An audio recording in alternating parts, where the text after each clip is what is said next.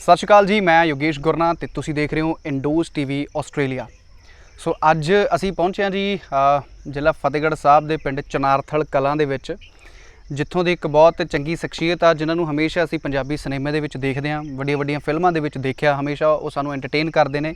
ਨਾਲੇ ਇਹ ਜਿਹੜੀ ਮਾਸਟਰ ਜੀ ਹੈ ਨਾ, ਇਹ ਆਪਣੇ ਸਕੂਲ 'ਚ ਘੋਟਿਆ ਕਰ 24 ਘੰਟੇ ਐਵੇਂ ਘਰ 'ਚ ਮੁੱਖ ਅਧਿਆਪਕ ਜਿਹਾ ਬਣਿਆ ਬੈਠਾ ਰਹਿਣਾ। ਚੱਲ ਛੱਡੋ ਹੁਣ, ਬਹੁਤ ਹੋ ਗਿਆ ਪਖੰਡ ਤੁਹਾਡਾ। ਛੋਟੀ ਦਾ ਮਕਲਾਵਾ ਤਾਂ ਕੀ, ਮੈਂ ਤਾਂ ਹੁਣ ਵੱਡੀ ਵੀ ਨਹੀਂ ਤੋੜਨੀ। ਸਰਪੰਚ ਸਾਹਿਬ, ਹਾਂ, ਇੱਕ ਗੱਲ ਕਰਨੀ ਸੀ ਜੀ। ਆ ਮੁੰਡਾ ਸਾਡੇ ਪਿੰਡ ਦਾ ਹੈ, ਇਹਨੂੰ ਕਿਸੇ ਕੰਮਕਾਰ ਤੇ ਲਾ ਦਿਓ, ਬੇਰੁਜ਼ਗਾਰ ਹੈ ਜੀ। ਇਸ ਪ੍ਰੋਜੈਕਟ ਵਿੱਚ ਮੈਨੂੰ ਤੁਹਾਡੀ ਕੰਪਨੀ ਦਾ ਕੋਈ ਪ੍ਰੋਫਿਟ ਨਜ਼ਰ ਨਹੀਂ ਆ ਰਿਹਾ। Then why? ਕੁਝ ਕੰਮ ਪ੍ਰਾਪਤ ਕਰਕੇ ਨਹੀਂ, ਜ਼ਮੀਰ ਦੀ ਆਵਾਜ਼ ਕਰਕੇ ਵੀ ਕਰੀਦੇ ਆ ਸੀਮ ਸਾਹਿਬ। ਸ਼ੁਕਰੀਆ ਪੁੱਤਰਾ। ਦਸਤਾਰ ਦੀ ਇੱਜ਼ਤ ਕਰਨ ਵਾਲਾ ਮਾੜਾ ਇਨਸਾਨ ਨਹੀਂ ਹੋ ਸਕਦਾ। ਤੂੰ ਇੱਥੇ ਕਿਵੇਂ ਆ ਗਿਆ? ਕੌਣ ਕਹਿੰਦਾ ਜੇਲ੍ਹ 'ਚ ਆਉਣ ਲਈ ਮਾੜਾ ਹੋਣਾ ਜ਼ਰੂਰੀ ਆ? ਬੁਰਾਈ ਤਾਂ ਮੈਨੂੰ ਤੁਹਾਡੇ 'ਚ ਵੀ ਕੋਈ ਨਹੀਂ ਲੱਗਦੀ।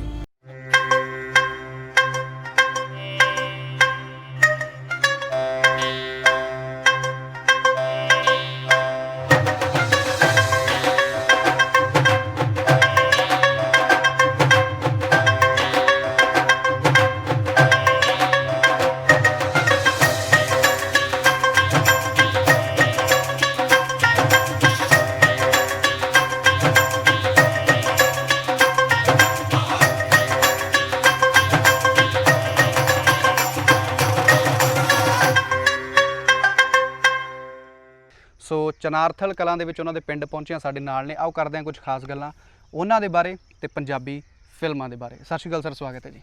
ਸਤਿ ਸ੍ਰੀ ਅਕਾਲ ਜੀ। ਇੰਡੋਜ਼ ਟੀਵੀ ਦੇ ਸਾਰੇ ਦਰਸ਼ਕਾਂ ਨੂੰ ਮੇਰੀ ਪਿਆਰ ਭਰੀ ਸਤਿ ਸ੍ਰੀ ਅਕਾਲ ਜੀ। ਸਭ ਤੋਂ ਪਹਿਲਾਂ ਅਜੇ ਵੀ ਬਹੁਤ ਇਹੋ ਜਿਹੇ ਘੱਟ ਲੋਕ ਨੇ ਜਿਹੜੇ ਇੱਕ ਵਾਰ ਸ਼ਹਿਰ 'ਚ ਚੱਲ ਗਏ ਤਾਂ ਮੁੜ ਕੇ ਪਿੰਡ ਨਹੀਂ ਆਉਂਦੇ, ਪਰ ਤੁਸੀਂ ਅੱਜ ਵੀ ਪਿੰਡ 'ਚ ਰਹਿ ਰਹੇ ਹੋ। ਕੀ ਕਾਰਨ ਹੈ? ਕਾਰਨ ਇਹ ਹੈ ਜੀ ਕਿ ਜਿੱਥੇ ਤੁਸੀਂ ਜੰਮੇ ਪਲੇ ਹੋ ਜੀ। ਤੇ ਉਹਦੇ ਨਾਲ ਇੱਕ ਖਾਸ ਲਗਾਵ ਹੁੰਦਾ ਹੈ। ਤੇ ਮੈਂ ਇੱਕ ਮੇਰਾ ਆਪਣਾ ਨਿੱਜੀ ਮਨ ਵੀ ਰਹਿੰਦਾ ਹੈ, ਕਿਉਂਕਿ ਬੈਟਰ ਮੈਨੂੰ ਲੱਗਦਾ ਕਿ ਇੱਥੇ ਜ਼ਿਆਦਾ ਤੁਸੀਂ ਕੁਦਰਤ ਦੇ ਨੇੜੇ ਹੋ, ਧਰਤੀ ਦੇ ਵੀ ਨਾਲ ਜੁੜੇ ਰਹਿੰਦੇ ਹੋ, ਤੁਹਾਨੂੰ ਆਪਣੀ ਜਿਹੜੀ ਵਿਰਸਾ ਉਹਨੂੰ ਵੀ ਤੁਸੀਂ ਦੇਖਦੇ ਭਟਕਦੇ ਰਹਿੰਦੇ ਹੋ, ਤੇ ਸ਼ਾਂਤੀ ਵੀ ਬਹੁਤ ਹੈ। ਜਿਵੇਂ ਤੁਸੀਂ ਦੇਖਦੇ ਹੋ ਕਿ ਇੱਥੇ ਸ਼ਾਂਤੀ ਜ਼ਿਆਦਾ ਹੈ। ਪਹਿਲੀ ਪੰਜਾਬੀ ਫਿਲਮ ਮੰਨਤ ਸੀ ਜਿਹਦੇ ਵਿੱਚ ਇਹ ਭਾਜੀ ਸਾਨੂੰ ਨਜ਼ਰ ਆਏ ਸੀ। ਹਾਲਾਂਕਿ ਉਦੋਂ ਪਹਿਲਾਂ ਇਹਨਾਂ ਨੇ ਬਾਲੀਵੁੱਡ ਤੇ ਹਿੰਦੀ ਸੀਰੀਅਲਸ ਦੇ ਵਿੱਚ ਕੰਮ ਕੀਤਾ, ਪਰ ਪੰਜਾਬੀ ਸਿਨੇਮੇ ਦੇ ਨਾਲ ਲਗਾਤਾਰ ਜੁੜੇ ਹੋਏ ਨੇ। ਆਫਟਰ ਮੰਨਤ ਜਿਹੜੀ ਜਿੰਮੀ ਸ਼ੇਰਗਿੱਲ ਦੀ ਫਿਲਮ ਆਈ ਸੀ, ਉਸ ਤੋਂ ਬਾਅਦ ਲਗਾਤਾਰ ਸਾਨੂੰ ਕਿੰਨੀ ਕੁ ਗਿਣਤੀ ਹੈ, ਤੁਹਾਨੂੰ ਆਈਡੀਆ ਹੈ ਵੀ ਆਫਟਰ ਮੰਨਤ ਤੁਸੀਂ ਕਿੰਨੀਆਂ ਕੁ ਪੰਜਾਬੀ ਫਿਲਮਾਂ ਕਰ ਚੁੱਕੇ ਹੋ? ਅੰਦਾਜ਼ਾ ਕੋਈ? ਅੰਦਾਜ਼ਾ ਅਰਾਊਂਡ 75 75 ਫਿਲਮਾਂ ਦੇ ਵਿੱਚ ਭਾਜੀ ਸਾਨੂੰ ਨਜ਼ਰ ਆਏ ਨੇ। ਤੇ ਖਾਸ ਤੌਰ ਤੇ ਮੈਨੂੰ ਇਹਨਾਂ ਦਾ ਮੁਕਲਾਵਾ ਫਿਲਮ 'ਚ ਤੇ ਗਾਂਧੀ ਫਿਲਮ, ਰੁਪਿੰਦਰ ਗਾਂਧੀ ਫਿਲਮ ਦੇ ਵਿੱਚ ਇਹਨਾਂ ਦਾ ਕੀਤਾ ਹੋਇਆ ਮੰਤਰੀ ਦਾ ਕੈਰੈਕਟਰ ਕਾਫੀ ਜ਼ਿਆਦਾ ਫੇਮਸ ਆ, ਤੇ ਤੁਸੀਂ ਉਹਨੂੰ ਪਿਆਰ ਵੀ ਬਹੁਤ ਦਿੱਤਾ। ਤੇ ਉਸ ਤੋਂ ਬਾਅਦ ਹਰ ਇੱਕ ਕੈਰੈਕਟਰ 'ਚ ਇਹਨਾਂ ਨੇ ਡਿਫਰੈਂਟ ਛਾਪ ਛੱਡੀ ਆ। ਥੋੜੇ ਕਿਰਦਾਰਾਂ ਦੀ ਗੱਲ ਕਰ ਲਈਏ, ਨੈਗੇਟਿਵ ਵੀ ਕਰਦੇ ਹੋ, ਪੋਜ਼ੀਟਿਵ ਵੀ ਕਰਦੇ ਹੋ, ਕਿਸ ਤਰ੍ਹਾਂ ਦਾ ਕਿਰਦਾਰ ਜ਼ਿਆਦਾ ਤਸੱਲੀ ਦਿੰਦਾ? ਐਕਚੁਅਲੀ ਜਦੋਂ ਮੈਂ ਇਸ ਲਾਈਨ 'ਚ ਮਤਲਬ ਨਾਟਕ ਕਰਨ ਲੱਗੇ, ਥੀਏਟਰ ਦੇ ਨਾਲ ਜੁੜ ਗਏ, ਤੇ ਉਸ ਤੋਂ ਬਾਅਦ ਜਦੋਂ ਰਸਤਾ ਪਤਾ ਲੱਗਿਆ ਕਿ ਇਹ ਰਸਤਾ ਇਸ ਲਾਈਨ ਨੂੰ ਜਾਂਦਾ ਹੈ, ਤੇ ਮਤਲਬ ਸ਼ੁਰੂਆਤ ਥੀਏਟਰ ਤੋਂ ਹੁੰਦੀ ਹੈ ਤੇ ਲੋਕ ਥੀਏਟਰ ਤੋਂ ਫਿਲਮਾਂ ਵੱਲ ਨੂੰ ਜਾਂਦੇ ਨੇ, ਕਿਉਂਕਿ ਪਹਿਲਾਂ ਇੱਕ ਵੈਸੇ ਇੱਕ ਸ਼ੌਕ ਸੀ ਜੀ, ਤੇ ਉਹ ਉਸ ਦੇ ਕਾਰਨ ਅਸੀਂ ਥੀਏਟਰ ਨਾਲ ਜੁੜ ਕੇ ਨਾਟਕ ਕਰਦੇ ਰਹੇ। ਫਿਰ ਜਦੋਂ ਵੱਡੇ ਹੋਏ ਥੋੜਾ ਸਮਝ ਆਈ ਕਿ ਯਾਰ ਇਹ ਮਤਲਬ ਫਿਲਮਾਂ ਦੇ ਵਿੱਚ ਵੀ ਤੁਸੀਂ ਆ ਸਕਦੇ ਹੋ। ਹਾਂਜੀ, ਬਿਲਕੁਲ। ਮਤਲਬ ਇਸ ਤਰ੍ਹਾਂ ਦੇ ਜ਼ਿਹਨ ਦੇ ਵਿੱਚ ਸਵਾਲ ਪੈਦਾ ਹੋਣ ਲੱਗ ਗਏ ਕਿ ਹੁਣ ਕੀ ਕਰਾਂਗੇ, ਨਾਟਕ ਵੀ ਕਰਦੇ ਹਾਂ। ਤੇ ਫਿਰ ਜਦੋਂ ਇਹ ਮਨ ਬਣਾ ਲਿਆ ਕਿ ਕਰਨਾ ਤਾਂ ਫਿਰ ਉਦੋਂ ਮੇਰੇ ਦਿਮਾਗ 'ਚ ਕਦੇ ਵੀ ਇਹ ਨਹੀਂ ਸੀ ਯੋਗੇਸ਼ ਜੀ ਕਿ ਮੈਂ ਹੀਰੋ ਬਣਨਾ।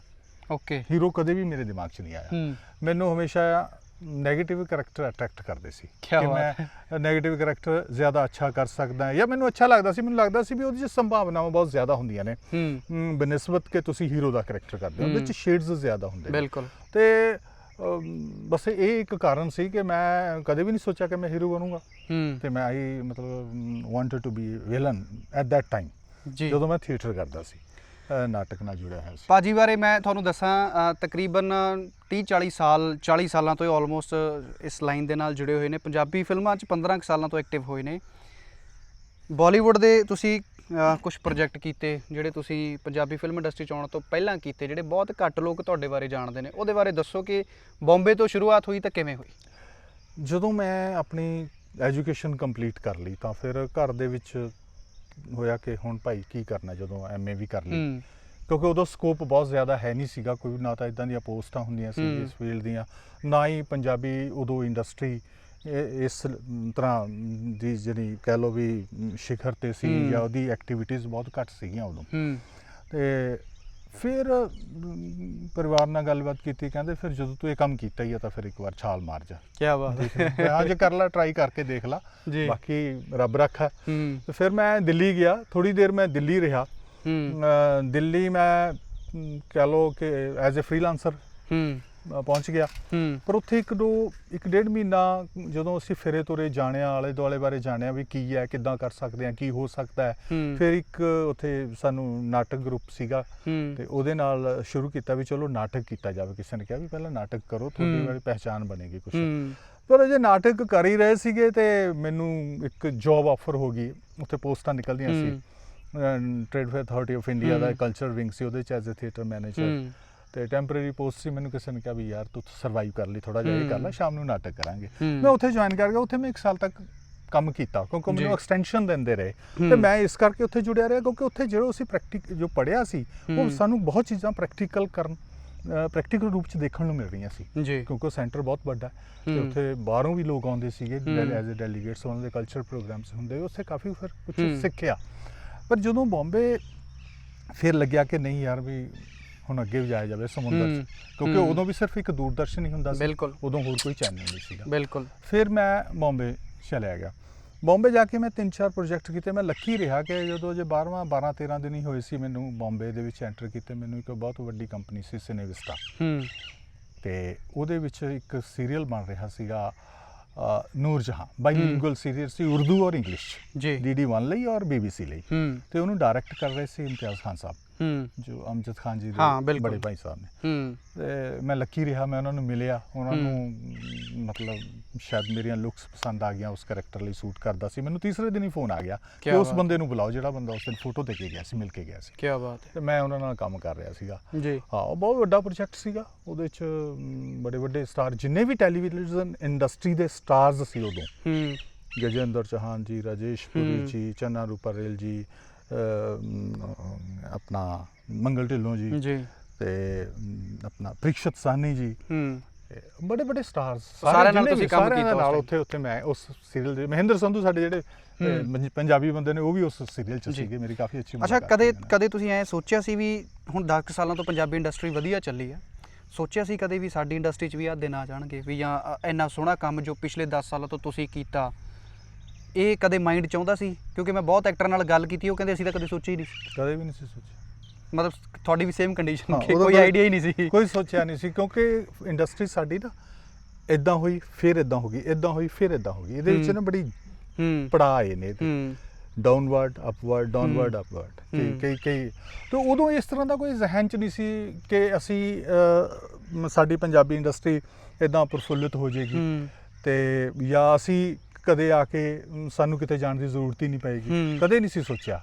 ਪਰ ਅੱਜ ਮੈਂ ਕਹਿੰਦਾ ਸਾਰੇ ਅਸੀਂ ਬਹੁਤ ਖੁਸ਼ਕਿਸਮਤ ਹਾਂ ਕਿ ਅਸੀਂ ਇਸ ਦੌਰ ਦੇ ਵਿੱਚ ਅਜੇ ਕੰਮ ਕਰਨ ਜੋਗੇ ਹੈਗੇ ਆ। ਕਈ ਇਸ ਦੌਰ ਜਿਹੜਾ ਅੱਜ ਦੌਰ ਚੱਲ ਰਿਹਾ, ਕਈ ਜਿਹੜੇ ਸਾਡੇ ਸੀਨੀਅਰ ਐਕਟਰਸ ਨੇ ਉਹ ਹੁਣ ਜਾਂ ਤਾਂ ਮਤਲਬ ਕਿਸੇ ਕਾਰਨ ਕਰਕੇ, ਚਾਹੇ ਫਿਜ਼ੀਕਲ ਕਾਰਨ ਹੈ ਜਾਂ ਕੋਈ ਹੋਰ ਕਾਰਨ ਹੈ, ਕਿਉਂਕਿ ਬਜ਼ੁਰਗ ਉਮਰ ਏਜ ਤਾਂ ਹੈ ਜੀ ਹੈ ਨਾ, ਉਹ ਨਹੀਂ ਕਰ ਪਾ ਰਹੇ।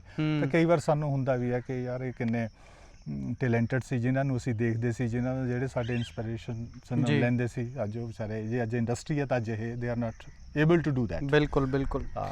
ਜਿਸ ਤਰ੍ਹਾਂ ਦੇ ਕਿਰਦਾਰ ਹੁਣ ਤੁਸੀਂ ਕਰਦੇ ਹੋ ਫਿਲਮਾਂ 'ਚ, ਲੋਕ ਦੇਖਦੇ ਨੇ, ਫੈਮਲੀਜ਼ ਨੂੰ ਬਹੁਤ ਪਸੰਦ ਆਉਂਦੇ ਨੇ, ਤੁਸੀਂ ਸੰਤੁਸ਼ਟ ਹੋ ਉਹਨਾਂ ਕਿਰਦਾਰਾਂ ਤੋਂ ਜੋ ਤੁਹਾਡੇ ਹਿੱਸੇ ਹੁੰਦੇ ਨੇ? ਦੇਖੋ ਪਤਾ ਕੀ ਹਰ ਇੱਕ ਕਰੇ ਕਿ ਜਿਹੜਾ ਐਕਟਰ ਹੈ, ਐਕਟਰ ਦੀ ਜਿਹੜੀ ਸੰਤੁਸ਼ਟੀ ਹੈ, ਕਿ ਕਲਾਕਾਰ ਦੀ ਸੰਤੁਸ਼ਟੀ ਤਾਂ ਕਦੇ ਵੀ ਨਹੀਂ ਹੁੰਦੀ ਜੀ। ਮੈਨੂੰ ਲੱਗਦਾ ਕਿਉਂਕਿ ਕਲਾਕਾਰ ਕੁਛ ਨਾ ਕੁਛ ਕਰਨ ਦਾ ਲੋਚਦਾ, ਨਵਾਂ ਲੋਚਦਾ, ਯਾਰ ਇਹ ਨਹੀਂ ਆਹ ਕਰਕੇ ਦੇਖੀ, ਆਹ ਨਹੀਂ ਆਹ ਕਰਕੇ ਦੇਖੀ। ਇਹ ਵੀ ਹੈ ਕਿ ਮੈਂ ਕਾਫੀ ਕਈ ਕਰੈਕਟਰਸ ਨੂੰ ਬਹੁਤ ਵਧੀਆ ਇੰਜੋਏ ਵੀ ਕੀਤਾ। ਹਾਂਜੀ, ਇਹ ਨਹੀਂ ਮੈਂ ਕਹਿੰਦਾ, ਜਿੰਨੇ ਵੀ ਕਰੈਕਟਰ ਮੇਰੇ ਹਿੱਸੇ ਆਏ ਨੇ, ਮੈਨੂੰ ਜਿਵੇਂ ਤੁਸੀਂ ਕਹਿ ਰਹੇ ਹੋ ਕਿ ਮੈਂ ਨੈਗੇਟਿਵ ਵੀ ਕੀਤਾ, ਪੋਜ਼ਿਟਿਵ ਵੀ ਕੀਤਾ, ਉਹ ਦੋਨੋਂ ਸ਼ੇਡਸ ਮੈਨੂੰ ਮਿਲੇ ਨੇ। ਜੇ ਮੈਂ ਫਾਦਰ ਦਾ ਕਰੈਕਟਰ ਵੀ ਕੀਤਾ ਤਾਂ ਫਾਦਰ ਦੇ ਸ਼ੇਡਸ ਵੀ ਅਲੱਗ-ਅਲੱਗ ਰਹੇ ਨੇ। ਕੋਈ 2-3 ਕਰੈਕਟਰਾਂ ਦੀ ਐਗਜ਼ਾਮਪਲ ਦੇਣੀ ਚਾਹੋ ਜੋ ਤੁਹਾਨੂੰ ਕਰਕੇ ਲੱਗਾ ਹੋਵੇ ਵੀ ਆ ਤਾਂ ਸਵਾਦ ਆ ਗਿਆ? ਇੱਕ ਤਾਂ ਮੈਂ ਗਾਂਧੀ ਦਾ ਹੀ ਕਹਾਂਗਾ ਕਿਉਂਕਿ ਉਹ ਸ਼ੇਡ ਨੈਗੇਟਿਵ ਸੀ, ਟੋਟਲ ਸ਼ੇਡ ਨੈਗੇਟਿਵ ਸੀ। ਇੱਕ ਜਿਹੜੀ ਮੇਰੀ ਸਭ ਤੋਂ ਪਹਿਲੀ ਫਿਲਮ ਜਿਵੇਂ ਮੰਨਤ ਸੀ, ਮੰਨਤ ਤੋਂ ਬਾਅਦ ਮੇਰੀ ਫਿਲਮ ਆਈਆਂ 2 ਇੱਕੋ ਦਿਨ ਫਿਲਮ ਮੈਨੂੰ ਮਤਲਬ ਕਹਿ ਲਓ ਮੈਂ ਫਿਲਮ ਸਾਈਨ ਕਹਿ ਲਓ ਉਹਨੂੰ ਕਰ ਲਿਆ ਹੋ ਗਈਆਂ ਜਾਂ ਮੈਨੂੰ ਮਿਲੀਆਂ, ਉਹ ਸੀ ਪੰਜਾਬਣ ਔਰ ਏਕਮ। ਓਕੇ, ਬੱਬੂ ਮਾਨ ਸਾਹਿਬ ਵਾਲੀ। ਹਾਂਜੀ, ਬੱਬੂ ਮਾਨ ਸਾਹਿਬ ਵਾਲੀ। ਉਹ ਮੇਰੀ ਏਕਮ ਐਕਚੁਅਲੀ ਪਹਿਲੀ ਵੱਡੀ ਫਿਲਮ ਸੀ ਜਿਸ 'ਚ ਮੇਰਾ ਵੱਡਾ ਕਿਰਦਾਰ ਸੀਗਾ, ਬਹੁਤ ਇੰਪੋਰਟੈਂਟ ਕਿਰਦਾਰ ਸੀ। ਉਹ ਕਰੈਕਟਰ ਮਜ਼ਾ ਆ ਗਿਆ ਕਰਨ 'ਚ ਕਿਉਂਕਿ ਉਸ ਕਰੈਕਟਰ ਦੇ ਵਿੱਚ ਹੈ ਫਾਦਰ ਦਾ ਕਰੈਕਟਰ ਸੀ, ਉਹ 'ਚ ਸ਼ੇਡਸ ਬਹੁਤ ਸੀ। ਰੀਸੈਂਟ ਗੱਲ ਕਰੀਏ ਤਾਂ ਤੁਹਾਡੇ ਵਾਰਨਿੰਗ ਵਾਲੇ ਐਪੀਸੋਡ 'ਚ ਬੜੇ ਚਰਚੇ ਹੋਏ ਤੁਹਾਡੇ ਕਿਰਦਾਰ ਦੇ, ਹਨਾ? ਜੀ ਜੀ। ਹੁਣ ਵਾਰਨਿੰਗ ਫਿਲਮ ਵੀ ਬਣ ਰਹੀ ਆ, ਹਾਂਜੀ ਹਾਂਜੀ। ਕਿਸ ਤਰ੍ਹਾਂ ਦੇਖਦੇ ਹੋ ਇਹਨੂੰ? ਬਾਕੀ ਹਾਈਪ ਬਹੁਤ ਬਣ ਗਈ ਆ ਵਾਰਨਿੰਗ ਦੀ, ਤੇ ਲੱਗਦਾ ਵੀ ਫਿਲਮ ਉਸ ਲੈਵਲ ਦੀ ਜਾਊਗੀ ਹੁਣ, ਕਿਉਂਕਿ ਐਕਸਪੈਕਟੇਸ਼ਨਸ ਬਹੁਤ ਵੱਧ ਗਈਆਂ। ਕਿੱਥੇ ਇੱਕ ਵੈਬ ਸੀਰੀਜ਼ ਸੀ, ਹੁਣ ਫਿਲਮ ਬਣ ਗਈ। ਹਾਂਜੀ। ਅਸਲ ਵਿੱਚ ਕੀ ਹੈ, ਜਿਹੜਾ ਵੈਬ ਸੀਰੀਜ਼ ਦਾ ਜਿਹੜਾ ਫਾਰਮੈਟ ਔਰ ਫਿਲਮ ਦਾ ਦੋਨੋਂ ਇੰਟਾਇਰਲੀ ਡਿਫਰੈਂਟ ਨੇ, ਤੇ ਹਾਈਪ ਓਬਵੀਅਸਲੀ ਬਹੁਤ ਵਧੀਆ ਬਣੀ ਹੈ। ਤੇ ਕਿਉਂਕਿ ਬਣੀ ਇਸ ਕਰਕੇ ਕਿ ਉਹਦੇ ਵਿੱਚ ਨਾ ਜਿਹੜਾ ਕਹਿੰਦੇ ਨੇ ਗਿੱਪੀ ਗਰੇਵਾਲ ਦੇ ਜਿਹੜੇ ਹੰਬਲ ਮਿਊਜ਼ਿਕ ਹੈ, ਬਹੁਤ ਐਕਸਪੈਰੀਮੈਂਟ ਬਹੁਤ ਵਧੀਆ ਕਰਦੇ ਨੇ। ਬਿਲਕੁਲ ਵੱਖ-ਵੱਖ ਵਿਸ਼ਿਆਂ ਤੇ ਕਰਦੇ ਨੇ, ਇਹ ਕਰਦੇ ਨੇ ਐਕਸਪੈਰੀਮੈਂਟਸ, ਤੇ ਕ੍ਰੈਡਿਟ ਉਹਨਾਂ ਨੂੰ ਜਾਂਦਾ। ਤੇ ਉਹਨਾਂ ਦੀ ਜਿਹੜਾ ਸੋਚ ਸੀ ਉਹ ਇੱਕ ਉਹਨਾਂ ਨੇ ਸ਼ੁਰੂ ਕੀਤਾ ਕੰਮ, ਔਰ ਉਹਦੇ ਪਹਿਲੇ ਐਪੀਸੋਡ ਨੇ ਹੀ ਨਜ਼ਾਰੇ ਲਿਆਤੇ। ਫਿਰ ਉਸ ਤੋਂ ਜਦੋਂ ਦੂਸਰਾ ਮੈਂ ਤਾਂ ਲੋਕਾਂ ਦੀ ਡਿਮਾਂਡ ਤੇ ਵੀ ਫਿਲਮ ਕਿਉਂ ਨਹੀਂ ਬਣ ਸਕਦੀ? ਹਾਂ, ਫਿਲਮ ਬਣਾਓ। ਬਿਲਕੁਲ। ਤੇ ਹੁਣ ਫਿਲਮ ਦੇਖੋ, ਜਦੋਂ ਕੋਈ ਚੀਜ਼ ਤੋਂ ਐਕਸਪੈਕਟੇਸ਼ਨਸ ਹੁੰਦੀਆਂ ਨੇ ਤਾਂ ਜਿਹੜੇ ਮੇਕਰਸ ਨੇ ਉਹਨਾਂ ਦੇ ਉੱਤੇ ਹੋਰ ਪ੍ਰੈਸ਼ਰ ਵੀ ਆ ਜਾਂਦਾ ਹੈ, ਉਹ ਰਿਸਪੌਂਸਿਬਿਲਿਟੀ ਵੱਧ ਜਾਂਦੀ ਹੈ। ਬਿਲਕੁਲ। ਤੇ ਉਹ ਰਿਸਪੌਂਸਿਬਿਲਿਟੀ ਹੁਣ ਉਹ ਨਿਭਾਉਣ 'ਚ ਲੱਗੇ ਹੋਏ ਨੇ, ਬਹੁਤ ਹਾਰਡ ਵਰਕ ਕਰ ਰਹੇ ਨੇ। ਔਰ ਉਹਦੇ ਵਿੱਚ ਤੁਸੀਂ ਉਹਨਾਂ ਨੇ ਲੇਟੈਸਟ ਪੋਸਟਰ ਵੀ ਰਿਲੀਜ਼ ਕੀਤਾ, ਲੁੱਕ ਵੀ ਰਿਲੀਜ਼ ਕੀਤੀ ਆ।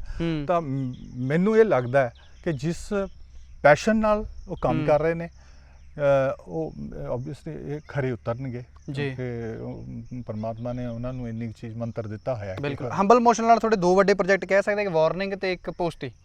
ਹਾਂਜੀ। ਦੋਨਾਂ 'ਚ ਕਰੈਕਟਰ 'ਚ ਕਿਵੇਂ ਡਿਫਰੈਂਸ਼ੀਏਟ ਕਰਦੇ ਹੋ? ਦੋਨਾਂ ਦੇ ਕਰੈਕਟਰ ਕਿਵੇਂ ਵੱਖ ਨੇ? ਪੋਸਟੀ ਦਾ ਕਿਵੇਂ ਆ ਤੇ ਵਾਰਨਿੰਗ ਦਾ ਕਿੱਦਾਂ? ਜਿੱਦਾਂ ਐਪੀਸੋਡ 'ਚ ਦੇਖਿਆ ਸੀ ਉਦਾਂ ਦਾ ਹੀ ਕਰੈਕਟਰ ਕੰਟੀਨਿਊ ਆ ਫਿਲਮ 'ਚ? ਹਾਂਜੀ, ਐਕਚੁਅਲੀ ਜੋ ਵਾਰਨਿੰਗ ਦਾ ਕਰੈਕਟਰ ਓਬਵੀਅਸਲੀ ਜਦੋਂ ਫਿਲਮ ਬਣੀ ਹੈ ਤਾਂ ਨੈਚੁਰਲ ਕਰੈਕਟਰ ਦਾ ਜਿਹੜੀ ਬੈਕਗਰਾਉਂਡ ਆ ਉਹੀ ਤਾਂ ਰਹਿਣੀ, ਉਹ ਤਾਂ ਕਰੈਕਟਰ ਤਾਂ ਉਹੀ ਰਹੇਗਾ ਨਾ। ਉਹ ਕਰੈਕਟਰ ਨੂੰ ਤਾਂ ਤੁਸੀਂ ਉਹਦੇ ਸ਼ੇਡਸ ਨੂੰ ਤਾਂ ਚੇਂਜ ਨਹੀਂ ਕਰ ਸਕਦੇ। ਹਾਂ, ਉਹ ਕਰੈਕਟਰ ਦੇ ਵਿਚਲੇ ਸ਼ੇਡਸ ਤਾਂ ਅਲੱਗ-ਅਲੱਗ ਜਗ੍ਹਾ ਤੇ ਸਿਚੁਏਸ਼ਨ ਦੇ ਹਿਸਾਬ ਨਾਲ ਬਦਲਦੇ ਰਹਿੰਦੇ ਨੇ, ਪਰ ਉਹ ਉਦਾਂ ਦਾ ਹੀ ਕਰੈਕਟਰ ਹੈ ਮੇਰਾ ਫਿਲਮ ਦਾ। ਪੋਸਟੀ ਦੇ ਵਿੱਚ ਇੱਕ ਇੰਟਾਇਰਲੀ ਡਿਫਰੈਂਟ ਕਰੈਕਟਰ ਹੈ। ਉਹ ਇੱਕ ਕਹਿ ਲਓ ਵੀ ਪੋਲਿਟਿਕਸ ਨਾਲ ਜੁੜਿਆ ਹੋਇਆ ਹੈ, ਉਹ ਉਸ ਦੀ ਪ੍ਰਤੀਨਿਧਤਾ ਕਰਦਾ, ਇੱਕ ਰਾਜਨੀਤਿਕ ਦਾ ਕਰੈਕਟਰ ਹੈ। ਉਹ ਦੋਨਾਂ ਦੇ ਵਿੱਚ ਆਪਸ 'ਚ ਬੜਾ ਫਰਕ। ਪੋਸਟੀ ਦੀ ਜਦੋਂ ਕਾਨਫਰੰਸ ਹੋਈ ਸੀ, ਮੈਨੂੰ ਯਾਦ ਆ ਕਿ ਸਾਰੇ ਐਕਟਰਸ ਨੇ ਕਿਹਾ ਕਿ ਅਸੀਂ ਬੜੀ ਰਿਐਲਿਟੀ ਦੇ ਨੇੜੇ ਇੱਕ ਚੀਜ਼ ਬਣਾਉਣ ਦੀ ਕੋਸ਼ਿਸ਼ ਕੀਤੀ, ਪੰਜਾਬ ਦੇ ਅਸਲੀ ਹਾਲਾਤ ਦਰਸਾਏ ਨੇ। ਤੁਹਾਨੂੰ ਲੱਗਦਾ ਹੀ ਪੋਸਟੀ ਵਰਗੀਆਂ ਚੀਜ਼ਾਂ ਜਾਂ ਇਹੋ ਜਿਹਾ ਸਿਨੇਮਾ ਹੋਰ ਬਣਨਾ ਚਾਹੀਦਾ? ਹਾਲਾਂਕਿ ਅਸੀਂ 4 ਮਹੀਨੇ ਪਹਿਲਾਂ ਦੇਖ ਲੈਂਦੇ ਜੇ ਲੋਕਡਾਊਨ ਨਾ ਹੁੰਦਾ, ਪਰ ਹੁਣ ਸ਼ਾਇਦ ਉਮੀਦ ਹੈ ਵੀ ਖੁੱਲ੍ਹਦੇ ਸਾਰੀ ਦੇਖਣ ਨੂੰ ਮਿਲੂ। ਦੇਖੋ, ਪੋਸਟੀ ਵਰਗਾ ਸਿਨੇਮਾ ਜੋ ਫਿਲਮ ਹੈ ਉਹ ਉੱਦਾਂ ਦਾ ਸਿਨੇਮਾ ਹੋਣਾ ਚਾਹੀਦਾ। ਮੈਂ ਉਹਦਾ ਕਾਰਨ ਕੀ ਹੈ ਕਿ ਜਿਹੜਾ ਉਹ ਸਿਨੇਮਾ ਜ਼ਰੂਰ ਬਣਨਾ ਚਾਹੀਦਾ ਜਿਹੜਾ ਸਮਾਜ ਨੂੰ ਕੋਈ ਸੇਧ ਦਿੰਦਾ ਹੋਵੇ, ਜਿਹੜੀ ਕਮਿੰਗ ਜਨਰੇਸ਼ਨ ਹੈ ਉਹਦੇ ਲਈ ਕੋਈ ਉਹ ਬਹੁਤ ਹੀ ਸੁਖਾਵਾਂ ਸੁਨੇਹਾ ਔਰ ਉਹਨਾਂ ਨੂੰ ਸਹੀ ਲੀਹ ਤੇ ਪਾਉਣ ਵਾਲਾ ਸੁਨੇਹਾ ਜਿਹੜਾ ਹੁੰਦਾ ਕਿਸੇ ਵੀ ਫਿਲਮ 'ਚ ਹੋਵੇ, ਉਹ ਉਦਾਂ ਦਾ ਸਿਨੇਮਾ ਬਣਨਾ ਚਾਹੀਦਾ ਤਾਂ ਕਿ ਸਾਡੀ, ਕਿਉਂਕਿ ਆਪਾਂ ਕਹਿੰਦੇ ਨਾ ਕਿ ਸਾਡੀ ਜਿਹੜੀ ਜਨਰੇਸ਼ਨ ਹੈ, ਸਾਡੀ ਜਵਾਨੀ ਹੈ ਜਿਹੜੀ ਅੱਜ ਦੀ ਦੇਸ਼ ਦਾ ਭਵਿੱਖ ਉਹਨਾਂ ਦੇ ਹੱਥਾਂ 'ਚ ਹੈ। ਦੇਸ਼ ਉਹਨਾਂ ਨੇ ਹੀ ਚੱਕ ਕੇ ਲੈ ਕੇ ਜਾਣਾ ਆਪਣੇ ਮੋਢਿਆਂ ਤੇ ਮੋਢੇ ਬੜੇ ਸਟਰੋਂਗ ਚਾਹੀਦੇ ਨੇ। ਦੇਖੋ, ਠੀਕ ਹੈ ਨਾ, ਤੇ ਉਹ ਸਟਰੋਂਗ ਮੋਢਿਆਂ ਨੂੰ ਬਣਾਉਣ ਦੇ ਵਿੱਚ ਪਰਿਵਾਰ ਤੋਂ ਲੈ ਕੇ ਉਹਨਾਂ ਦੇ ਟੀਚਰਸ, ਸੋਸਾਇਟੀ, ਸਾਡੇ ਪੋਲੀਟੀਕਲ ਸੈਟਅਪ ਦਾ ਵੀ ਬਹੁਤ ਵੱਡਾ ਹੱਥ ਹੁੰਦਾ ਹੈ। ਕਿਉਂਕਿ ਰਲ ਮਿਲ ਕੇ ਹੀ 100 ਬਣਦਾ ਹੈ। ਬਿਲਕੁਲ। ਸੋ ਉਹ ਸਟਰੋਂਗ ਜਿਹੜੇ ਮੋਢੇ ਹੋਣ ਦੇ ਵਿੱਚ ਹਰ ਇੱਕ ਦਾ ਯੋਗਦਾਨ ਹੈ, ਤੇ ਉਹਦੇ ਵਿੱਚ ਸਾਡਾ ਜਿਹੜਾ ਸਿਨੇਮਾ ਹੈ ਇਹ ਵੀ ਯੋਗਦਾਨ ਪਾਉਂਦਾ ਹੈ। ਤੇ ਉਹ ਇਸ ਕਰਕੇ ਮੈਨੂੰ ਲੱਗਦਾ ਕਿ ਇਸ ਤਰ੍ਹਾਂ ਦਾ ਸਿਨੇਮਾ ਬਣਨਾ ਚਾਹੀਦਾ ਜਿਹੜਾ ਸਾਡੀ ਜਿਹੜੀ ਯੂਥ ਹੈ, ਸਾਡੇ ਸਮਾਜ ਨੂੰ ਕੋਈ ਸੇਧ ਦਿੰਦਾ ਹੋਵੇ ਔਰ ਚੰਗੇ ਲੀਹ ਤੇ ਲੈ ਕੇ ਜਾਂਦਾ। ਐਜ਼ ਐਨ ਐਕਟਰ ਕਿਸ ਤਰ੍ਹਾਂ ਦੇ ਕਿਰਦਾਰ ਤੁਹਾਡੀ ਅਜੇ ਕਰਨ ਦੀ ਇੱਛਾ ਪੈਂਡਿੰਗ ਪਈ ਆ ਵੀ ਇੱਦਾਂ ਦੇ ਕਰੈਕਟਰ ਮੈਨੂੰ ਮਿਲ ਜਾਣ ਤਾਂ ਮਜ਼ਾ ਆ ਜੇ, ਜਾਂ ਕਿਸੇ ਖਾਸ ਕਰੈਕਟਰ ਦਾ ਇੰਤਜ਼ਾਰ ਵੀ ਮੈਨੂੰ ਕੁਝ ਇੱਦਾਂ ਵੀ ਆਫਰ ਕਰੇ ਤੇ ਸਵਾਦ ਆਊਗਾ? ਅਸਲ 'ਚ ਬੰਦੇ ਇਹ ਹੁਣ ਪਾਤਰ ਤਾਂ ਇਹ ਆ ਕਿ ਜਿਵੇਂ ਮੈਂ ਪਹਿਲਾਂ ਵੀ ਕਿਹਾ ਕਿ ਕੁਛ ਨਾ ਕੁਛ ਨਵਾਂ ਕਰਨ ਨੂੰ ਲੋਚਦਾ ਹਰ ਐਕਟਰ। ਜਿਵੇਂ ਤੁਸੀਂ ਕਹੋ ਵੀ ਜਦੋਂ ਵਾਰਨਿੰਗ ਆਈ ਤਾਂ ਮੈਨੂੰ ਲੱਗਿਆ ਵੀ ਯਾਰ ਆ ਕਰਨਾ ਚਾਹੀਦਾ। ਹਾਂ ਇਹ ਬੜਾ ਇਨ ਬਿਟਵੀਨ ਜਿਹਾ ਕਰੈਕਟਰ ਹੈ, ਇਹਦਾ ਕੁਝ ਅਜੇ ਪਤਾ ਨਹੀਂ ਲੱਗ ਰਿਹਾ ਪਤਾ ਵੀ ਨਹੀਂ ਕੀ ਲੱਗ ਕਰਨਾ ਰਿਹਾ ਵੀ ਕੀ ਕਿੱਧਰ ਹੈ ਹੈਂ? ਉਹ ਬੜਾ ਸਹੀ ਵਧੀਆ ਹੈ। ਜਿਵੇਂ ਏਕਮ ਦੇ ਵਿੱਚ ਉਹ ਏਕਮ ਦੇ ਵਿੱਚ ਕਰੈਕਟਰ ਜਿਹੜਾ ਮੈਂ ਤੁਹਾਨੂੰ ਦੱਸਿਆ ਮੇਰਾ ਬਹੁਤ ਵੱਡਾ ਇੰਪੋਰਟੈਂਟ ਕਰੈਕਟਰ ਸੀ, ਉਹ ਆਲਵੇਸ ਕਾਟ ਇਨ ਟੂ ਮਾਈਂਡਸ। ਜਦੋਂ ਮੈਨੂੰ ਉਹਦੀ ਬਰੀਫਿੰਗ ਹੋਈ ਮੇਰੇ ਡਾਇਰੈਕਟਰ ਸਾਹਿਬ ਨੇ ਇਹ ਕਿਹਾ ਵੀ ਸਭ ਤੋਂ ਇਹਦੀ ਇੱਕ ਗੱਲ ਦੱਸਦਾ ਵੀ ਇਹ ਆਲਵੇਸ ਕਾਟ ਇਨ ਟੂ ਮਾਈਂਡਸ। ਦੁਚਿੱਤੀ ਵਿੱਚ ਰਹਿੰਦਾ ਸੀ ਉਹ ਬਹੁਤ ਟਫ ਸੀ ਕਰਨਾ, ਜੇ ਥੋੜਾ ਉੱਪਰ ਜਾਂਦਾ ਤਾਂ ਮਰਦਾ ਸੀ, ਥੋੜਾ ਨੀਚੇ ਜਾਂਦਾ ਤਾਂ ਬਾਈ ਦਾ ਗ੍ਰੇਸ ਆਫ ਗੋਡ ਤੇ ਉਸ ਟੀਮ ਦੇ ਕੋਆਪਰੇਸ਼ਨ ਨੇ ਡਾਇਰੈਕਟਰ ਪ੍ਰੋਡਿਊਸਰ ਸੋਹਣਾ ਨਿਕਲਿਆ ਬਹੁਤ ਨੇ, ਉਹ ਕਰੈਕਟਰ ਬਹੁਤ ਵਧੀਆ ਨਿਕਲਿਆ। ਸੋ ਮੈਂ ਚਾਹੁੰਦਾ ਵੀ ਕੁਝ ਉਦਾਂ ਦੇ ਕਰੈਕਟਰ ਮੈਂ ਕਈ ਵਾਰ ਸ਼ਾਇਦ ਤੁਹਾਡੇ ਨਾਲ ਵੀ ਗੱਲ ਕੀਤੀ ਹੋਵੇ ਕਿ ਜ਼ਰੂਰੀ ਨਹੀਂ ਹੁੰਦਾ ਕਿ ਤੁਹਾਡੀ ਬਹੁਤ ਟੌਕੀ ਗੱਲ ਤੁਸੀਂ ਕਰਦੇ ਹੋ, ਟਾਕੇਟਿਵ ਬੰਦਾ ਹੋਣਾ ਚਾਹੀਦਾ ਵੀ ਤੁਸੀਂ ਡਾਇਲੌਗ ਬੋਲ ਕੇ ਬਹੁਤ ਕੁਝ ਲੱਗੋ ਵੀ ਆ ਬਹੁਤ ਲੰਬਾ ਕਰੈਕਟਰ ਹੋ ਗਿਆ, ਮੈਂ ਇੰਨਾ ਬੋਲਿਆ ਇਹ ਇਟ ਡਸਨਟ ਮੀਨ ਮੈਟਰ, ਕਿਉਂਕਿ ਜਦੋਂ ਕਰੈਕਟਰ ਕਈ ਵਾਰ ਸਾਇਲੈਂਟ ਕਰੈਕਟਰ ਕਮਾਲ ਕਰਦੇ ਨੇ, ਤੁਸੀਂ ਮਤਲਬ ਕੁਝ ਬਿਨਾਂ ਕਹੇ ਬਹੁਤ ਕੁਝ ਬੋਲ ਜਾਂਦੇ। ਸੋ ਉਦਾਂ ਦੇ ਕਰੈਕਟਰ ਕਰਨ ਦਾ ਇੱਕ ਅਲੱਗ ਹੀ ਮਜ਼ਾ ਹੈ, ਤਾਂ ਹੋਪ ਕੇ ਕੁਝ ਇਸ ਤਰ੍ਹਾਂ ਦਾ ਕਰੈਕਟਰ ਵੀ ਅੱਗੇ ਮੇਰੇ ਹਿੱਸੇ ਆਵੇ ਤਾਂ ਮੈਨੂੰ ਲੱਗਦਾ ਕਿ ਮੈਂ ਬਹੁਤ ਵਧੀਆ। ਪੰਜਾਬੀ ਫਿਲਮ ਇੰਡਸਟਰੀ ਨੂੰ ਕਿਵੇਂ ਦੇਖਦੇ ਹੋ? ਪਿਛਲੇ 4 ਮਹੀਨੇ 'ਚ ਨੋ ਡਾਊਟ ਬਹੁਤ ਲਾਸ ਹੋਇਆ, not only Punjabi film industry, ਹਰ ਇੰਡਸਟਰੀ ਨੂੰ ਹੋਇਆ, ਪਰ ਫਿਊਚਰ ਕਿਵੇਂ ਦੇਖਦੇ ਹੋ? ਹੁਣ ਆਸਵੰਦ ਹੈਗੇ ਹੋ ਵੀ ਜਿਹੜੀ ਇਹ ਇੰਡਸਟਰੀ ਹੁਣ ਇਦਾਂ ਹੀ ਰਫ਼ਤਾਰ ਤੇ ਵੱਧਦੀ ਰਹੂਗੀ, ਜਾਂ ਕਦੇ ਅਜੇ ਵੀ ਮਨ 'ਚ ਆਉਂਦਾ ਵੀ ਕਿਤੇ ਡੋਲ ਵੀ ਸਕਦੀ ਆ, ਕਿਤੇ ਨੀਵਾਂ ਫੇਰ ਪੱਧਰ ਆ ਸਕਦਾ, ਜਾਂ ਹੁਣ ਤੁਹਾਨੂੰ ਲੱਗਦਾ ਵੀ ਹੁਣ ਇਹ ਰਫ਼ਤਾਰ ਨਹੀਂ ਰੁਕਣੀ, ਹੁਣ ਚੱਲਦੀ ਰਹੂਗੀ? ਦੇਖੋ ਗੱਲ ਇਹ ਹੈ ਕਿ ਲੋਕਡਾਊਨ ਨੇ ਸੈਟਅਪ ਤੋਂ ਬਹੁਤ ਵੱਡਾ, ਮਤਲਬ ਇਹਨੂੰ ਸੈਟਬੈਕ ਬਹੁਤ ਵੱਡਾ ਲੱਗਿਆ ਸਾਰੇ ਇੰਡਸਟਰੀ, ਐਕਚੁਅਲੀ ਤਾਂ ਟੋਟਲ ਆਲ ਵਰਲਡ ਹੀ ਕਹਿ ਸਕਦੇ, ਵਰਲਡ ਹੀ ਸਾਰੇ ਲੱਗਿਆ। ਤੇ ਜਿਵੇਂ ਹੁਣ ਇਹਦੇ ਵਿੱਚ ਇਹ ਆ ਵੀ, ਪਰ ਇੱਕ ਗੱਲ ਹੈ ਵੀ ਜਿਹੜੀ ਦੇਖੋ ਸਿਨੇਮੇ ਦੀ ਜਿਹੜੀ ਹੋਂਦ ਹੈ, ਜੋ ਸਿਨੇਮਾ ਹੈ ਨਾ ਜੀ, ਉਹਦਾ ਬਦਲ ਜਿਹੜਾ ਹੈ ਮੈਨੂੰ ਲੱਗਦਾ ਵੀ ਬਿਗ ਸਕਰੀਨ ਦਾ ਬਦਲ ਜਿਹੜਾ ਕੋਈ ਹੋ ਨਹੀਂ ਸਕਦਾ। ਆਪ ਇੰਡੀਵਿਜੂਅਲੀ ਆਪਣੇ ਆਪਣੇ ਰਸਤੇ ਸਟਰੋਂਗ ਹੋ ਸਕਦੇ ਨੇ, ਮੈਂ ਇਹ ਨਹੀਂ ਕਹਿੰਦਾ। ਬਿਲਕੁਲ, ਜਿਵੇਂ ਹੁਣ ਪਿੱਛੇ ਦੇਖੋ ਤੁਸੀਂ ਡਿਊਰਿੰਗ ਲੋਕਡਾਊਨ OTT ਹਾਂ ਕਾਫੀ ਪ੍ਰਮੋਟ ਹੋਇਆ, ਉਹ ਇੱਕ ਆਪਣੀ ਪੈਰ ਮਜ਼ਬੂਤ ਕਰਨ ਦੇ ਲਈ ਉਹਨੂੰ ਇੱਕ ਸਮਾਂ ਮਿਲ ਗਿਆ, ਉਹ ਮਤਲਬ ਥੋੜਾ ਜਿਹਾ ਅੱਗੇ ਨਾਲ ਉਹਦੇ ਪੈਰ ਮਜ਼ਬੂਤ ਹੋ ਗਏ, ਕਿਉਂਕਿ ਲੋਕ ਸ਼ਾਰਟ ਫਿਲਮਸ ਵੈਬ ਸੀਰੀਜ਼ ਵੱਲ ਨੂੰ ਚਲੇ ਗਏ, ਹੋਰ ਕੁਝ ਹੈ ਨਹੀਂ ਸੀ, ਸਿਨੇਮੇ ਬੰਦ ਸੀ ਔਰ ਉਮੀਦ ਵੀ ਨਹੀਂ ਸੀ ਇੰਨੀ ਜਲਦੀ ਖੁੱਲਣ ਦੀ। ਸੋ ਉਹ ਇੱਕ ਪੱਖ ਸਾਹਮਣੇ ਆ ਗਿਆ ਕਿ ਇੱਕ ਦੀ ਮਤਲਬ ਹੁਣ ਪਿੱਛੇ ਜੇ ਇੱਕ ਦੋ ਮੈਨੂੰ ਲੱਗਦਾ ਵੀ ਇੱਕ ਦੋ ਫਿਲਮਾਂ ਉਹਨਾਂ ਨੇ ਇਹਦੇ ਤੇ OTT ਤੇ ਰਿਲੀਜ਼ ਫਿਲਮ ਵੀ ਰਿਲੀਜ਼ ਹੋਈ ਹੈ, ਉਹ ਵੀ ਵੱਡੀਆਂ ਫਿਲਮਾਂ। ਸੋ ਉਹ ਇੱਕ ਹੈਗਾ ਉਹਦੇ ਵਿੱਚ, ਜੇ ਉਸ ਨੂੰ ਵੀ ਆਪਾਂ ਸੋਚਿਆ ਜਾਵੇ ਤਾਂ ਉਹ ਕੋਈ ਨੈਗੇਟਿਵ ਗੱਲ ਨਹੀਂ, ਉਹਦੇ 'ਚ ਵੀ ਪ੍ਰੋਡਿਊਸਰਸ ਔਰ ਉਹਨਾਂ ਦਾ, ਕਿਉਂਕਿ ਜਦੋਂ ਜਿਹਨੇ ਅਮਾਊਂਟ ਲਾਈ ਹੈ ਤੇ ਜੇ ਉਹਦਾ ਪੈਸਾ ਵਾਪਸ ਆਉਂਦਾ ਚੰਗੀ ਗੱਲ ਹੈ, ਤਾਂ ਹੀ ਅੱਗੇ ਨੂੰ ਮੇਕਿੰਗ ਕਰੇਗਾ। ਬਿਲਕੁਲ। ਪਰ ਮੈਨੂੰ ਇਹ ਲੱਗਦਾ ਕਿ ਜਿਹੜਾ ਸਿਨੇਮਾ ਹੈ ਸਾਡਾ, ਜਿਹੜਾ ਇੱਕ ਇਹ ਰਫ਼ਤਾਰ ਫੜ ਗਿਆ ਔਰ ਇੱਕ ਲੈਵਲ ਤੇ ਪਹੁੰਚਿਆ, ਉਹ ਨਹੀਂ ਰੁਕੇਗਾ। ਸਮਾਂ ਆਉਣ ਦੇ ਨਾਲ ਉਹ ਆਪਣੀ ਹੋਂਦ ਫਿਰ ਉਨੀ ਬਰਕਰਾਰ ਕਰ ਲਏਗਾ, ਉੱਦਾਂ ਹੀ ਆਏਗਾ। ਮੇਰੀ ਇਹ ਮੰਨਣਾ ਹੈ, ਭਾਵੇਂ ਹੋਰ ਜਿਹੜਾ ਜਿਵੇਂ OTT ਵੀ ਆ, ਉਹ ਆਪਣੇ ਇੱਕ ਉਹਨਾਂ ਨੇ ਵੀ ਤਰੱਕੀ ਕੀਤੀ ਹੈ, ਪਰ ਮੈਨੂੰ ਇਹ ਲੱਗਦਾ ਕਿ ਇਹ ਜਿਹੜਾ ਵੱਡਾ ਇਹਦੀ ਬਿਗ ਸਕਰੀਨ ਦਾ ਜਿਹੜਾ ਬਦਲ ਹੈ ਉਹ ਹੋਰ ਨਹੀਂ ਹੋ ਸਕਦਾ। ਕਿਉਂਕਿ ਤੁਸੀਂ ਦੇਖਿਆ ਕਿ ਪਿਛਲੇ ਸਮੇਂ ਦੇ ਵਿੱਚ ਹੀ ਪੰਜਾਬੀ ਸਿਨੇਮਾ ਦੀ ਵੀ ਜੇ ਗੱਲ ਕਰਦੇ ਆ, ਡਾਊਨਵਰਡ ਚਲੇ ਗਿਆ, ਫਿਰ ਆ ਗਿਆ, ਡਾਊਨਵਰਡ ਚਲੇ ਗਿਆ, ਫਿਰ ਬਣਾ ਲਿਆ, ਇਹਨੇ ਆਪਣੀ ਆਡੀਅנס ਫਿਰ ਬਣਾ ਲਈ। ਪਰ ਇਹਦੇ ਵਿੱਚ ਸਾਡੀ ਰਿਸਪੌਂਸਿਬਿਲਿਟੀ ਸਾਡੇ ਸਭ ਲੋਕਾਂ ਦੀ ਵੀ ਹੈ, ਬਿਲਕੁਲ, ਜਿਹੜੇ ਮੇਕਰਸ ਨੇ ਔਰ ਜਿਹੜੇ ਉਹਨੂੰ ਰਿਲੀਜ਼ ਕਰਦੇ ਨੇ ਜੀ, ਜਿਹੜਾ ਸਿਨੇਮਾ ਨੂੰ ਮਾਰਕੀਟਿੰਗ ਵਾਲਿਆਂ ਦੇ ਵਿੱਚ। ਜੇ ਅਸੀਂ ਇੱਕ ਦੂਸਰੇ ਨੂੰ ਸਮਝ ਕੇ ਕੋਆਪਰੇਟ ਕਰਾਂਗੇ ਤਾਂ ਸਿਨੇਮਾ ਮਾਰ ਨਹੀਂ ਖਾਏਗਾ। ਮੇਰੀ ਆਪਣੀ ਇਹ ਨਿੱਜੀ ਸੋਚ ਹੈ, ਕਿਉਂਕਿ ਇਹਦਾ ਬਦਲ ਹੋਣਾ ਨਹੀਂ ਚਾਹੀਦਾ, ਹੋ ਨਹੀਂ ਸਕਦਾ ਕੋਈ। ਜੀ ਬਿਲਕੁਲ। ਸੋ ਇਹ ਸੀ ਅੱਜ ਮੇਰੇ ਨਾਲ ਪੰਜਾਬੀ ਫਿਲਮੀ ਅਦਾਕਾਰ ਤਰਸੇਮ ਪੌਲ ਸਰ, ਜੋ ਕਿ ਮੇਰੇ ਗਵਾਂਢੀ ਨੇ। ਇਹਨਾਂ ਤੇ ਮੇਰਾ ਪਿੰਡ ਦੋਨਾਂ ਦੇ, ਸਾਡੇ ਪਿੰਡ ਇੱਕ ਨਹਿਰ ਹੀ ਪੈਂਦੀ ਆ, ਸੱਜੇ ਹੱਥ ਨਹਿਰ ਹੀ ਆ ਸਾਡੇ। ਸੋ ਇਹ ਨਹਿਰ ਸਾਨੂੰ ਵੱਖਰਾ ਕਰ ਦਿੰਦੀ ਆ, ਨਹੀਂ ਤਾਂ ਕਹ ਲਓ ਕਿ ਦੋਵੇਂ ਪਿੰਡ ਇੱਕ ਨੇ, ਚਨਾਰਥਲ ਇੱਕ ਸਾਈਡ ਤੇ ਸਾਹੀਏਵਾਲ ਇੱਕ ਸਾਈਡ। ਬਿਲਕੁਲ ਜੀ। ਸੋ ਬੜਾ ਚੰਗਾ ਲੱਗਿਆ ਅੱਜ। ਇਹਨਾਂ ਦਾ ਪਿੰਡ ਵੀ ਤੁਸੀਂ ਵੇਖ ਲਿਆ ਹੋਣਾ ਹੈ, ਤੁਹਾਨੂੰ ਦਿਖਾ ਦਿੱਤਾ ਹੈ ਅਸੀਂ ਕਿ ਚਨਾਰਥਲ ਕਲਾਂ ਕਿਹਾ ਜਾਂਦਾ ਹੈ ਕਿ ਫਤਿਹਗੜ੍ਹ ਸਾਹਿਬ ਜ਼ਿਲ੍ਹੇ ਦਾ ਸਭ ਤੋਂ ਵੱਡਾ, ਪਹਿਲੇ ਨੰਬਰ ਦਾ ਜਾਂ ਸ਼ਾਇਦ ਦੂਜੇ ਨੰਬਰ ਦਾ ਸਭ ਤੋਂ ਵੱਡਾ ਪਿੰਡ ਇਸ ਨੂੰ ਕਿਹਾ ਜਾਂਦਾ ਹੈ। ਪਹਿਲੇ ਜਾਂ ਦੂਜੇ ਦਾ ਹੁਣ ਇਹ ਮਸ਼ਹੂਰ ਨਹੀਂ, ਪਰ ਇੱਕ ਸਥਾਨ ਤਾਂ ਪੱਕਾ ਕਿ ਜਾਂ ਪਹਿਲਾ ਹੈ ਜਾਂ ਦੂਜਾ ਹੈ। ਸੋ ਇੱਕ ਚਰਚੇ ਸ਼ਾਇਦ ਉੱਚੇ ਪਿੰਡ ਦੇ ਆਉਂਦੇ ਨੇ, ਸ਼ਾਇਦ ਉਹਦਾ ਡੈਜ਼ਿਗਨੇਸ਼ਨ ਉੱਪਰ ਹੋ ਗਿਆ। ਹੁਣ ਪਹਿਲਾਂ ਚਨਾਥਲ ਦਾ ਸੀ, ਵੋਟਾਂ ਉੱਪਰ ਥੱਲੇ ਹੁੰਦੀਆਂ ਰਹਿੰਦੀਆਂ ਨੇ, ਆਬਾਦੀ ਪਿੰਡ ਦੀ ਉੱਪਰ ਥੱਲੇ ਹੁੰਦੀ ਰਹਿੰਦੀ ਹੈ। ਪਰ ਵੱਡੇ ਪਿੰਡਾਂ 'ਚੋਂ ਇੱਕ ਫਤਿਹਗੜ੍ਹ ਸਾਹਿਬ ਦੇ, ਜੋ ਕਿ ਪਿੰਡ ਹੈ ਤਰਸੇਮ ਪੌਲ ਸਰ ਦਾ, ਜਿਹਨਾਂ ਨੂੰ ਹਮੇਸ਼ਾ ਆਪਾਂ ਦੇਖਦੇ ਹਾਂ। ਅਤੇ ਹੁਣ ਅਪਕਮਿੰਗ ਫਿਲਮਾਂ ਜਿਹੜੀਆਂ ਆਉਣੀਆਂ ਨੇ, ਖਾਸ ਤੌਰ 'ਤੇ ਵਾਰਨਿੰਗ, ਯੰਗਸਟਰ ਜਿਹੜੀ ਦੇਖਣਾ ਹੁਣ ਵੇਟ ਕਰ ਰਹੇ ਨੇ। ਦੂਜੀ ਪੋਸਤੀ ਤੇ ਉਸ ਤੋਂ ਇਲਾਵਾ ਕਾਲੇ ਕੱਛਾਂ ਵਾਲੇ ਤੇ ਉਸ ਤੋਂ ਇਲਾਵਾ ਹੋਰ ਫਿਰ ਤਾਂ ਬਹੁਤ ਸਾਰੀਆਂ ਫਿਲਮਾਂ ਲਾਈਨ ਅਪ ਨੇ ਇਹਨਾਂ ਦੀਆਂ। ਤੇ ਉਮੀਦ ਆ ਜਿੱਦਾਂ ਪਿਛਲੇ 15 ਸਾਲਾਂ ਤੋਂ ਪੰਜਾਬੀ ਫਿਲਮਾਂ 'ਚ ਕੰਮ ਕਰਕੇ ਸਾਨੂੰ ਐਂਟਰਟੇਨ ਕਰ ਰਹੇ ਨੇ, ਇਦਾਂ ਹੀ ਹੁਣ ਅਪਕਮਿੰਗ ਟਾਈਮ ਦੇ ਵਿੱਚ ਵੀ ਜਦੋਂ ਵੀ ਥੀਏਟਰਸ ਖੁੱਲ੍ਹਦੇ ਨੇ ਸਾਨੂੰ ਇਦਾਂ ਹੀ ਐਂਟਰਟੇਨ ਕਰਦੇ ਰਹਿਣਗੇ। ਸੋ ਇਹ ਸੀ ਤਰਸੇਮ ਪੌਲ, ਦਿਓ ਇਜਾਜ਼ਤ। ਤੁਹਾਨੂੰ ਕਿੱਦਾਂ ਲੱਗੀ ਇੰਟਰਵਿਊ? ਕੋਈ ਸਵਾਲ ਜਵਾਬ ਇਹਨਾਂ ਨਾਲ ਕਰਨਾ ਚਾਹੁੰਦੇ ਹੋ, ਕੋਈ ਮਨ 'ਚ ਸਵਾਲ ਆ, ਕਮੈਂਟ ਸੈਕਸ਼ਨ ਦੇ ਵਿੱਚ ਸਾਨੂੰ ਦੱਸ ਦਿਓ। ਅਸੀਂ ਤੁਹਾਡਾ ਜਿਹੜਾ ਜਵਾਬ ਹੈ ਇਹਨਾਂ ਤੋਂ ਪੁੱਛ ਕੇ ਤੁਹਾਡੇ ਤੱਕ ਜ਼ਰੂਰ ਪਹੁੰਚਦਾ ਕਰਾਂਗੇ। ਤੇ ਹੋਰ ਜ਼ਿਆਦਾ ਅਪਡੇਟਸ ਦੇ ਲਈ ਤੁਸੀਂ ਜੁੜੇ ਰਹਿਣਾ ਇੰਡੋਜ਼ ਟੀਵੀ ਆਸਟ੍ਰੇਲੀਆ ਦੇ ਨਾਲ। ਮੈਂ ਵੀ ਇੱਕ ਦੋ ਸ਼ਬਦ ਕਹਿਣਾ ਜੀ ਜੀ ਬਿਲਕੁਲ ਬਿਲਕੁਲ ਕਿ ਸ਼ੁਕਰੀਆ ਦੋਸਤੋ ਤੁਹਾਡੇ ਪਿਆਰ ਦੇ ਲਈ। ਇੰਡੋਜ਼ ਟੀਵੀ ਦੇ ਜਿੰਨੇ ਵੀ ਦਰਸ਼ਕ ਨੇ ਉਹਨਾਂ ਨੂੰ ਮੇਰਾ ਇੱਕ ਵਾਰ ਫਿਰ ਪਿਆਰ ਭਰੀ ਸਤਿ ਸ੍ਰੀ ਅਕਾਲ।